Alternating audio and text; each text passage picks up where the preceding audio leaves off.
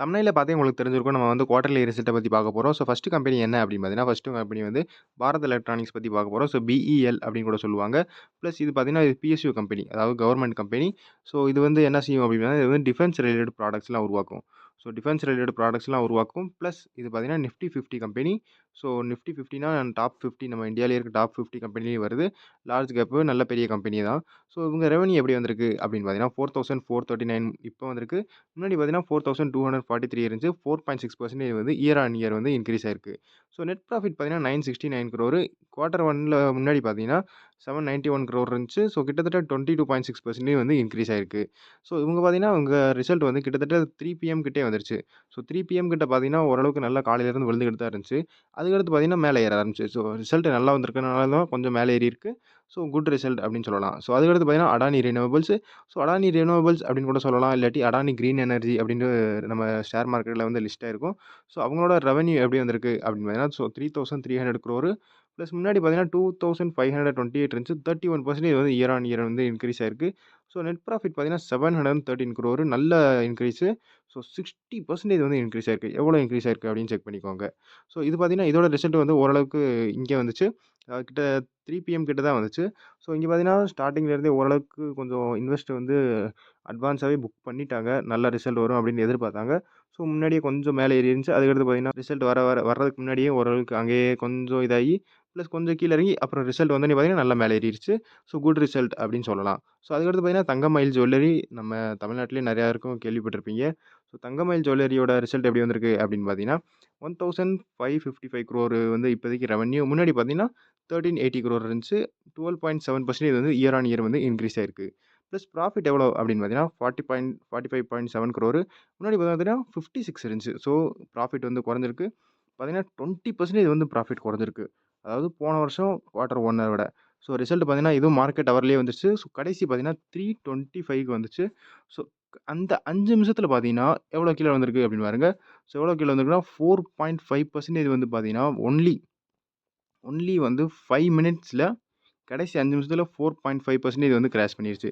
So இதான் வந்து ரிசல்ட்டோட முக்கியத்துவம். ஸோ முக்கியத்துவம் நீங்க ரிசல்ட்டுக்கு குடுக்கலைன்னா, இப்படி தான் ஏதாவது மேல கீழ வந்து இறங்கிக்கிட்டே இருக்கும். ஸோ அதுக்கடுத்த ஸ்டாக்லாம் பார்த்தீங்கன்னா வந்து ரிசல்ட் வரல. இது வந்து நீங்க டியூஸ்டே டியூஸ்டே ரியாக்ஷன் பார்க்கலாம். ஸோ டியூஸ்டே வந்து மார்க்கெட்ல என்ன ஏது அப்படின்னு பார்த்துக்கோங்க. ஸோ அடானி டோட்டல் கேஸ் வந்திருக்கு. ஸோ அடானி டோட்டல் கேஸ் பார்த்தீங்கன்னா, ஸோ இது வந்து அனௌன்ஸ்டு டியூரிங் மார்க்கெட் ஹவர்ஸ்ன்னு போட்டிருக்காங்க. பட் மார்க்கெட் ஹவர்ஸ்ல வரல. அதாவது லேட்டா தான் வந்திருக்கு. 3:30க்கு அடுத்து தான் வந்திருக்கு. ஸோ ரெவென்யூ பார்த்தீங்கன்னா 1498 crore.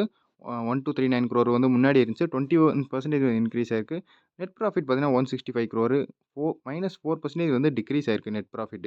ஸோ முன்னாடி எவ்வளோ இருந்துச்சு அப்படின்னு பார்த்தீங்கன்னா 172 இருந்துச்சு. 165 வந்து இந்த தடவ வந்திருக்கு. ஸோ ஓரளவுக்கு நெட் ப்ராஃபிட் குறைஞ்சிருக்கு. ஸோ பார்ப்போம் என்ன வருது அப்படின்ட்டு. அதுக்கடுத்து பார்த்தீங்கன்னா டோரன்ட் ஃபார்மா. ஸோ இது வந்து pharma company. So medical related company. So இவங்க ரிசல்ட்டு வந்து பார்த்தீங்கன்னா, டியூரிங் மார்க்கெட் ஹவர்ஸ் அப்படின்னு போட்டிருக்காங்க. பட் இதுவும் மார்க்கெட் ஹவர்ஸ்ல வரல. நான் செக் பண்ணி 3:30 கழிச்சு தான் வந்துச்சு. கிட்டத்தட்ட 5 பிஎம், 6 பிஎம் கிட்ட வந்துச்சு. ஸோ அதுக்கடுத்து பார்த்தீங்கன்னா, ரெவென்யூ வந்து 3178 crore. 2859 crore வந்து முன்னாடி குவார்ட்டர்ல இருந்துச்சு. 11% வந்து இன்கிரீஸ் ஆயிருக்கு ரெவென்யூ. நெட் ப்ராஃபிட் பார்த்தீங்கன்னா, 20% வந்து இன்கிரீஸ் ஆயிருக்கு. 548 crore வந்து இந்த தடவ இருக்கு. முன்னாடி பார்த்தீங்கன்னா, 457 இருந்துச்சு. ஸோ அதுக்கடுத்த ரிசல்ட் பார்த்தீங்கன்னா கெயில். ஸோ கெயில் அப்படின்னா கேஸ் அத்தாரிட்டி ஆஃப் லிமிடெட் அப்படின்னு சொல்லுவாங்க. கேஸ் அத்தாரிட்டி இந்தியா லிமிடெட் அப்படின்னு சொல்லுவாங்க. ஸோ ஓகே, இது வந்து பார்த்தீங்கன்னா, இதுவும் பிஎஸ்யூ கம்பெனி. அதாவது கவர்ன்மென்ட் கம்பெனி. என்ன ரிசல்ட் வந்திருக்கு அப்படின்னு பார்ப்போம். ஸோ ரிசல்ட் பார்த்தீங்கன்னா, இது வந்து ஆஃப்டர் மார்க்கெட் ஹவர்ஸ் வந்திருக்கு. இது கொஞ்சம் கரெக்ட்டா போட்டிருக்காங்க. ஸோ ரெவென்யூ பார்த்தீங்கன்னா 35,428. 1.7% வந்து இன்கிரீஸ் ஆயிருக்கு. 35,821 crore வந்து முன்னாடி இருந்துச்சு. நெட் ப்ராஃபிட் பார்த்தீங்கன்னா வந்து 2,369.2 crore. -25% இது வந்து டிக்ரீஸ் ஆயிருக்கு. அதாவது முன்னாடி பார்த்தீங்கன்னா 3,100 இருந்துச்சு. இப்போ பார்த்தீங்கன்னா 2,300 இருக்கு. ஸோ ஓரளவுக்கு நல்லாவே டிக்ரீஸ் ஆயிருக்கு. ஸோ நாளைக்கு கொஞ்சம் இது ஃபோக்கஸ் ஆவாய்ங்க. ஏன்னா கொஞ்சம் வாய்ப்பு இருக்கு கீழ விழுகுறதுக்கு. ஸோ அதுக்கடுத்து பார்த்தீங்கன்னா, இது வந்து மசகான் டாக் ஷிப் பில்டர்ஸ். வந்து ஷிப் ரிலேட்டட் கம்பெனிஸ். இதுவும் பார்த்தீங்கன்னா டிஃபென்ஸ் கம்பெனி. பிளஸ் இது பார்த்தீங்கன்னா பிஎஸ்யூ கம்பெனி. அதாவது கவர்ன்மென்ட் கம்பெனி. ஸோ டிஃபென்ஸ்னாலே ஓரளவுக்கு நிறையா கவர்ன்மெண்ட் தான் இருக்கும். ஸோ ஒரு சில பிரைவேட் இருக்கும். பட் கவர்ன்மென்ட் கம்பெனி இது.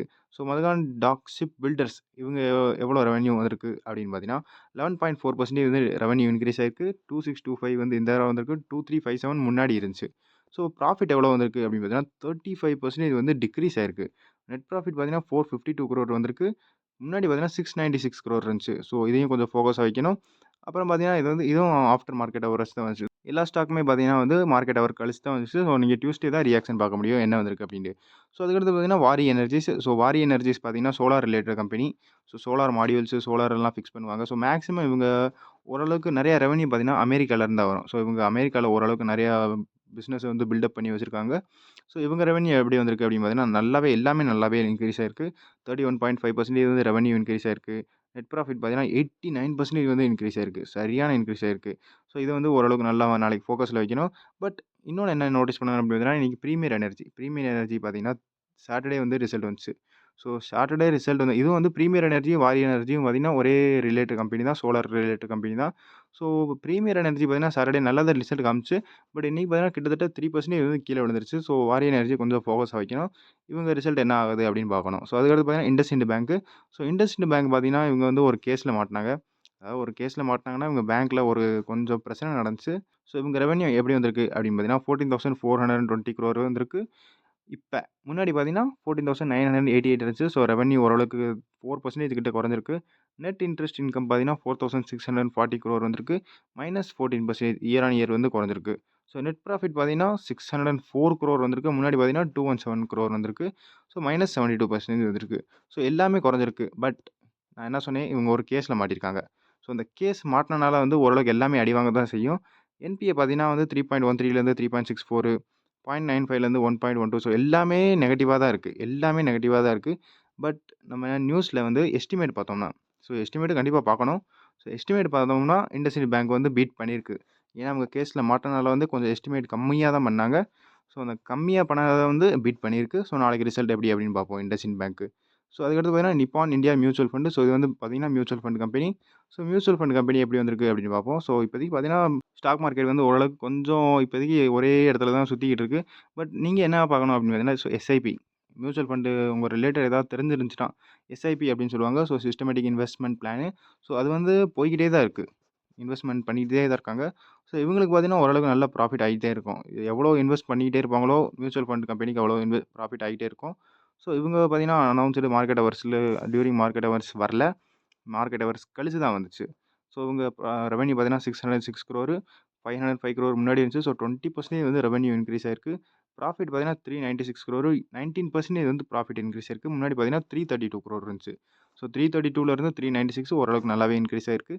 ஸோ இதுவே நாளைக்கு கொஞ்சம் ஃபோக்கஸ் ஆவீங்க. கொஞ்சம் மேலே ஏறதுக்கு வாய்ப்பு இருக்கு. ஸோ பார்ப்போம். ஸோ அதுக்கடுத்து இந்த வீடியோல அவ்வளோதான். அடுத்த வீடியோல பார்ப்போம். நான் தான் ஸ்டாக்கர். Good bye.